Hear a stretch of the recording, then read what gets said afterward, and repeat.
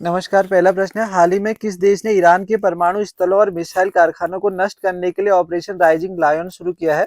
तो ये इजराइल ने शुरू कर रखा है। दूसरा प्रश्न है, वित्त वर्ष 2024-25 में किस राज्य ने प्रत्यक्ष विदेशी निवेश एफडीआई प्रवाह में देश में पहला स्थान प्राप्त किया है? महाराष्ट्र ने कर रखा है।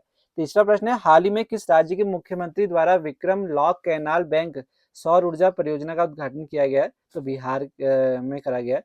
चौथा प्रश्न है, जून 2025 तक भारतीय रेलवे नेटवर्क का कितना प्रतिशत भाग विद्युतीकरण किया जा चुका है? 98% है। हाल ही में किस देश ने ईरान से एक बार फिर परमाणु समझौता करने का आग्रह किया है? अमेरिका के द्वारा कराया गया है। छठा प्रश्न है, भारत में मई 2025 तक कुल कितनी किलोमीटर मेट्रो लाइन परिचालन में थी, जबकि 2014 में यह मात्र 248 किलोमीटर थी, तो 1013 किलोमीटर है। सातवां प्रश्न है, हाल ही में कहाँ गरुड़ एयरोस्पेस की नई कृषि ड्रोन स्वदेशीकरण सुविधा का उद्घाटन किया गया है? चेन्नई में। आठवां प्रश्न है, हाल ही में किस मंत्रालय द्वारा 11वें अंतर्राष्ट्रीय योग दिवस के मुख्य आयोजन के रूप में वैश्विक शिखर सम्मेलन योग कनेक्ट आयोजित किया गया है? तो आयुष मंत्रालय के द्वारा।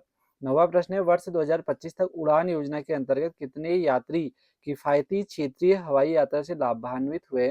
तो यह 1.49 करोड़ यात्री। 10वां प्रश्न है, भारत और फ्रांस के बीच संयुक्त सैन्य अभ्यास शक्ति का कौन सा संस्करण 18 जून से फ्रांस में आयोजित किया जाएगा? तो यह 8वां संस्करण है।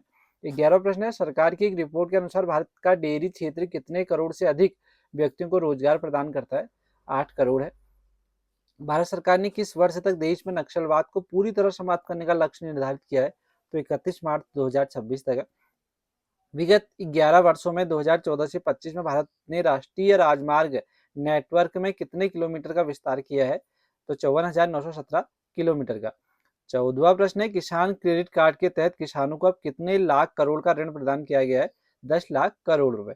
अगला 15वां प्रश्न है, global global gender gap index 2025 के अनुसार कौन सा देश लगातार 16वें वर्ष लैंगिक समानता के मामले में शीर्ष पर है? आइसलैंड है इसका उत्तर।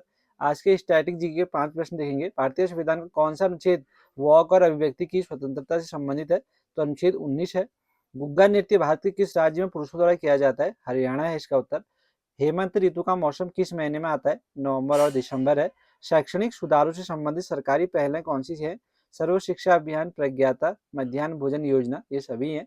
वैश्विक लैंगिक अंतराल सूचकांक रिपोर्ट कौन जारी करता है? तो ये जारी करता है विश्व आर्थिक मंच। धन्यवाद।